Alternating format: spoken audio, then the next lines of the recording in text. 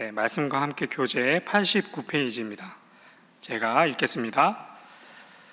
지혜자는 자신의 죽음을 준비하지만 우매자는 쾌락에 빠져 놀며 즐기는 데 마음을 다 빼앗깁니다.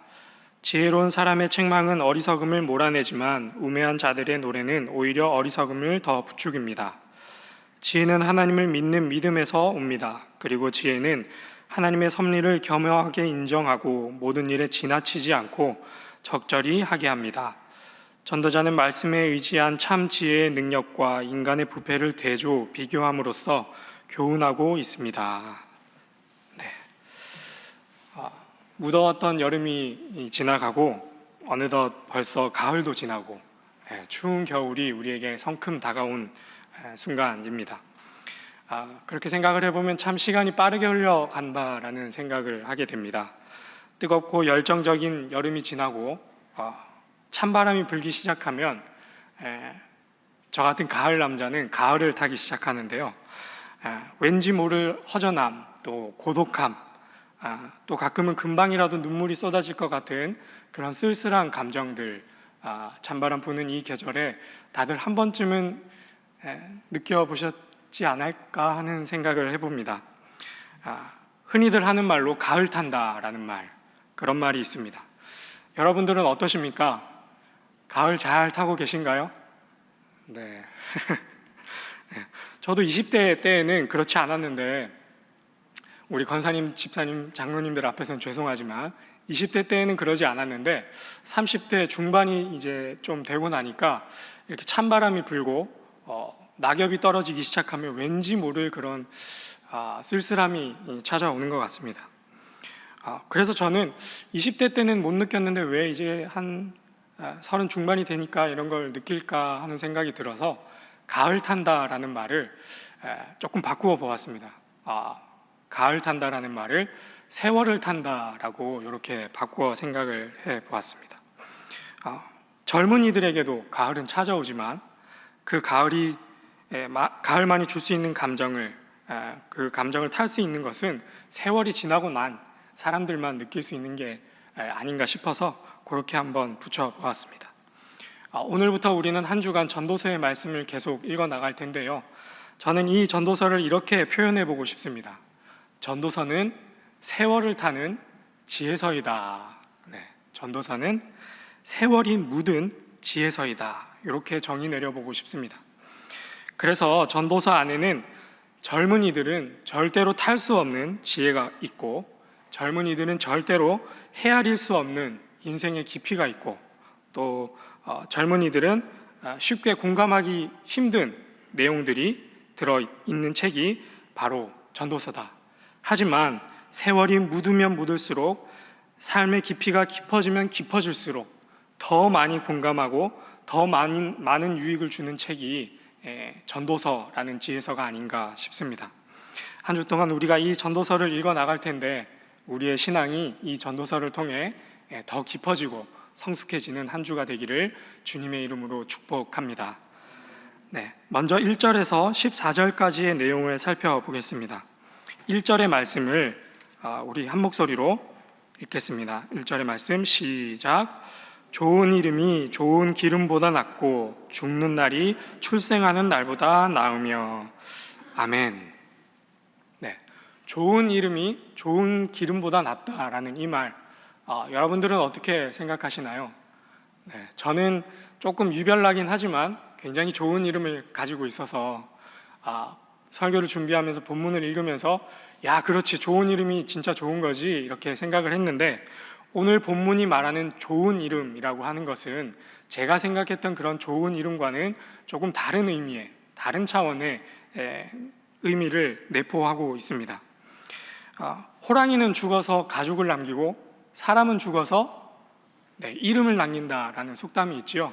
그 말처럼 오늘 본문에서 나오는 이 좋은 이름은 사람이 죽어서, 사람이 살아서가 아니라 사람이 죽어서 남기는 것을 뜻합니다. 그러니까 이 좋은 이름에는 죽음이 담겨 있다라고 이해하시면 되겠습니다. 그리고 그 뒤로 이어지는 1절 후반부부터 이어지는 내용을 보면 그 죽음이라고 하는 이미지가 계속 이어집니다. 죽는 날이 출생하는 날보다 낫다. 초상집에 가는 것이 잔치집에 가는 것보다 낫다. 지혜자의 마음은 초상집에 있고 우매한 자의 마음은 혼인집에 있다. 일의 끝이 시작보다 낫다. 계속해서 이 죽음에 대한 이야기가 등장을 하고 있는 것을 확인할 수 있습니다. 초상집이 잔치집보다 낫다. 왜 나을까요? 초상집이. 단순하게 생각해 보면 나을 것이 하나도 없습니다. 결혼식, 장례식 이렇게 많이 왕래하셔서 알고 계실 테지만 결혼식에 가면 아주 고가의 뷔페를 마음껏 먹을 수 있는데 장례식에 가면 그렇게 할 수 있나요? 없나요? 없지요. 물론 이제 음식을 이렇게 대접해 주기는 하지만 결혼식장에서 먹을 수 있는 음식과는 차이도 있고 더 나아가서 분위기도 완전히 다릅니다. 결혼식은 기쁨과 환희 그리고 화사로움이 가득하지만 장례식은 그렇지 못하거든요. 그래서 나을 것이 단순하게 생각해 보면 나을 것이 하나도 없습니다.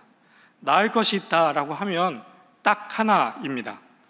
흔히 하는 말로 결혼식은 못 가더라도 장례식은 꼭 가야 한다. 결혼식에 온 사람은 누가 왔는지 기억도 안 나는데 장례식에 온 사람은 꼭 기억이 나더라 라고 하는 말을 다들 한 번쯤은 들어보셨으리라 생각합니다.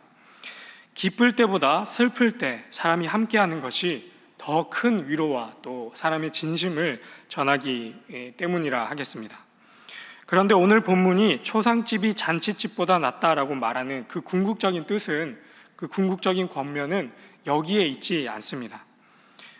초상집이 잔치집보다 낫다라고 하는 이 지혜자의 권면은 바로 죽음을 기억하라 라고 하는 그런 가르침을 우리에게 주기 위함입니다. 죽음이 우리에게 던지는 메시지, 죽음이 우리에게 던지는 메시지가 무엇일까요? 여러 가지가 있겠지만 전도서가 의도하는 바는 사람의 죽음 앞에서 사람은 누구나 반드시 죽을 수밖에 없는 존재다라는 것을 깨닫기를 바라는 마음입니다. 지혜자는 이 죽음을 깨닫고 초상집의 엄숙함, 진지함, 잔잔함, 또 공허함을 주는 이 죽음을 통해 사람의 유한함을 깨닫고 창조주 여호와를 기억하고 삶을 정돈하라는 말씀을 우리에게 교훈으로 전하고 있는 것이지요. 그러면서 이제 조언하는 내용이 뒤이어 등장을 합니다. 7절, 탐욕을 멀리하고, 9절, 급한 마음으로 화를 내지 말고, 그리고 14절의 말씀은 우리 함께 읽어보겠습니다. 14절의 말씀 시작. 형통한 날에는 기뻐하고 공고한 날에는 되돌아보아라. 이 두 가지를 하나님이 병행하게 하사 사람이 그의 장래일을 능히 헤아려 알지 못하게 하셨느니라. 아멘.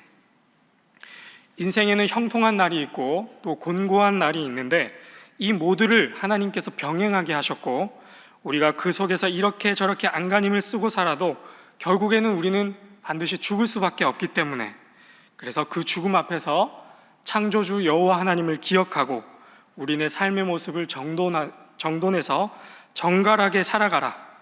인생의 희노애락, 생로병사가 나의 손, 인간의 손에 붙들려 있는 것이 아니라 하나님 손에 붙들려 있음을 너희가 깨달아라 라는 것을 전도자가 우리에게 첫 번째 교훈으로 주고 있는 말씀입니다. 그래서 오늘 우리 함께 기도할 첫 번째 기도 제목은 인생의 마지막을 기억하며 지혜로운 삶을 살게 하소서입니다. 인생의 마지막을 기억하며 지혜로운 삶을 살게 하소서. 두 번째로 15절에서 22절의 말씀을 함께 살펴보겠습니다. 함께 15절의 말씀을 읽겠습니다. 시작. 내 허무한 날을 사는 동안 내가 그 모든 일을 살펴보았더니 자기의 의로움에도 불구하고 멸망하는 의인이 있고 자기의 악행에도 불구하고 장수하는 악인이 있으니. 아멘. 우리가 익히 알다시피 잠언서도 그렇고 전도서도 그렇고 솔로몬 왕이 거의 내용의 대부분을 기록했다라는 것을 알고 있습니다. 솔로몬이 비교적 젊은 나이에 썼던 잠언서에는 발견하기 힘든 내용이 오늘 우리가 읽었던 이 솔로몬 전도서에는 기록이 되어 있습니다. 의로워서 멸망하는 의인이 있고 악한 행동을 함에도 불구하고 평안을 누리는 악인이 있다라는 이런 고백이 담겨 있습니다. 그리고 뒤이어 나오는 16절, 지나치게 의인이 되지도 말고 17절, 지나치게 악인도 되지 말라. 네. 하나님의 백성이라면 마땅히 의로워야 하는 것이 당연한데, 하나님의 백성이라면 마땅히 악을 멀리해야 하는 것이 자명한 일인데, 오늘 본문에서는 지나치게 의로운 것을 경계하고 또한 더불어서 지나치게 악한 것을 경계하고 있습니다. 18절의 말씀을 우리 한 번 더 읽어볼까요? 18절의 말씀 시작. 너는 이것도 잡으며 저것에서도 내 손을 놓지 좋으니 하나님을 경외하는 자는 이 모든 일에서 벗어날 것임이니라. 아멘. 18절에서 말하는 양손에 하나씩 잡아야 하는 것은 앞서 나왔던 지나치게 의로운 것, 그리고 지나치게 악한 것, 이 두 가지를 양손에 붙들고 가야 한다라고 기록하고 있습니다. 거기서 더 나아가서 하나님을 경외하는 자는 이것을 반드시 지켜야 한다라고 고백하고 있는 것이죠. 여호와를 경외하는 자는 의를 행하라라고 말했던 잠언의 지혜자가 세월이 흐르고 나서는 우리에게 조금 낯선 말을 하고 있는 이유, 그 이유가 무엇일까? 그 이유는 20절에 나와 있습니다. 20절의 말씀도 함께 읽겠습니다. 시작. 선을 행하고 전혀 죄를 범하지 아니하는 의인은 세상에 없기 때문이로다. 아멘. 그렇습니다. 전도자는 세월이 흐르면서 모든 사람, 이 세상의 모든 사람 중에 모든 사람이 다 죄인이다라고 하는 것을 깨달았기 때문입니다. 그래서 먼저는 누구나 다 죄인이니 함부로 누군가를 판단하고 지나치게 정죄하지 않을 것을 경고하고, 그 다음으로는 누구나 다 죄인이라는 생각 때문에 저 사람도 아는데 나도 이렇게 죄 지어도 괜찮지 않을까 하는 윤리적, 도덕적 무감각증 또한 우리에게 경고하고 있는 메시지라고 하겠습니다. 그래서 지나친 의인이 되지 말고 또 더불어서 지나친 악인도 되지 말라. 그래서 오늘 우리 함께 기도할 두 번째 기도 제목은 나는 선을 행하는 죄인임을 잊지 않고 살게 하소서입니다. 나는 선을 행하는 죄인임을 잊지 않고 살게 하소서. 네. 20절의 말씀처럼 우리는 선을 행하는 죄인입니다. 선을 행하는 죄인. 참 우리 기독교의 정수를 잘 표현했다라는 생각이 드는데요. 오늘 하루 이 선을 행하는 죄인, 이것을 묵상하는 저와 여러분이 다 되기를 부탁드립니다. 이제 마지막으로 23절에서 29절의 말씀을 살펴보겠습니다. 23절과 24절의 말씀을 먼저 읽겠습니다. 23절과 24절의 말씀 시작. 내가 이 모든 것을 지혜로 시험하며 스스로 이르기를 내가 지혜자가 되리라 하였으나 지혜가 나를 멀리하였도다. 이미 있는 것은 멀고 또 깊고 깊도다. 누가 능히 통달하랴. 아멘. 뒤이어 나오는 내용에서 지혜자는 온 힘을 다해 지혜를 얻기 위해 선한 것과 악한 것을 연구하기 시작합니다. 모든 것을 살폈는데 그리고 나서 내린 결론이 두 가지입니다. 첫 번째로는 이 세상에는 지혜 있는 자가 2,000명 중에서 1명 정도로 아주 희박하다라고 하는 것과, 두 번째로는 하나님은 사람을 정직하게 지으셨는데 사람이 꾀를 내어서 죄를 짓는다라고 하는 결론입니다. 먼저 28절을 함께 살펴볼까요? 28절에는 지혜 있는 자를 열심히 찾았는데 1,000명 중에서 한 사람만 있었고, 그리고 여자 중에서는 단 한 사람도 찾지 못했다라고 기록되어 있습니다. 그러니까 남자 1,000명 중에서는 한 사람을 찾았고 여자 1,000명 중에서는 한 사람도 못 찾았다, 이렇게 이해해 보면 되겠습니다. 이미 그 앞에 있는 26절의 본문에서 올무와 그물 같은 마음을 품은 여인에 대한 좋지 않은 시선을 견지하고서 그 이야기를 계속 이어나가고 있는 것이죠. 오늘날 사고를 가지고 있는 우리가 이해하기에는 이거 좀 문제 있는 말씀이 아닌가 하는 생각이 들 법합니다. 그러나 우리가 본문을 이해할 때는 그때 당시의 사회가 남성 중심의 사회였고 남성 우월주의가 당연하게 받아들였던 그 시대였다라는 것을 감안하고 읽을 필요가 있겠습니다. 그래서 본문을 읽을 때 이것 봐, 여자가 문제잖아, 아담을 범죄한 게 여자잖아 라고 생각하는 것은 어리석은 일이 되겠습니다. 그런 생각은 자신의 어머니를 욕되게 하는 것이고 아내를 폄하하는 것이고 더 나아가 자신을 꼭 닮은 딸의 가치를 절하하는 것이기 때문입니다. 그래서 오늘 우리는 본문을 이해할 때 이 정도로 이해하면 좋겠습니다. 이 세상에 지혜자는 참 드물구나. 더 나아가서 본문의 전체적 기조를 살펴서 나 역시도 지혜자가 아니구나 라고 이해를 해보면 좋겠습니다. 이런 생각을 가지고 스스로를 돌아보고 낮추는 겸양의 자세가 이 본문을 읽으면서 우리에게 있어야 하겠습니다. 그리고서 내리는 마지막 결론이 29절입니다. 함께 29절의 말씀을 읽겠습니다. 시작. 내가 깨달은 것은 오직 이것이라. 곧 하나님은 사람을 정직하게 지으셨으나 사람이 많은 꾀들을 낸 것이니라. 아멘. 이 말씀을 다시 생각해 보면 사람이 처음부터 거짓말을 하고 죄를 짓는 것이 아니라 세월이 지나면서, 세월의 때가 묻으면서 그렇게 거짓말을 하고 죄를 짓는 존재가 되었다라고 받아들일 수 있겠습니다. 정리를 해보자면 세월을 타면서 더 깊어지는 지혜가 있기도 하지만, 세월을 타면서 더 깊어지는 통찰이 있기도 하지만, 세월을 타면서 악해지고 교만해지는, 죄를 위해 꾀를 부리는 마음도 커진다라는 것을 우리가 전도서 7장의 말씀을 통해 확인할 수 있습니다. 그래서 오늘 우리 함께 기도할 마지막 세 번째 기도 제목은 정직한 영을 새롭게 하여 주옵소서입니다. 정직한 영을 새롭게 하여 주옵소서.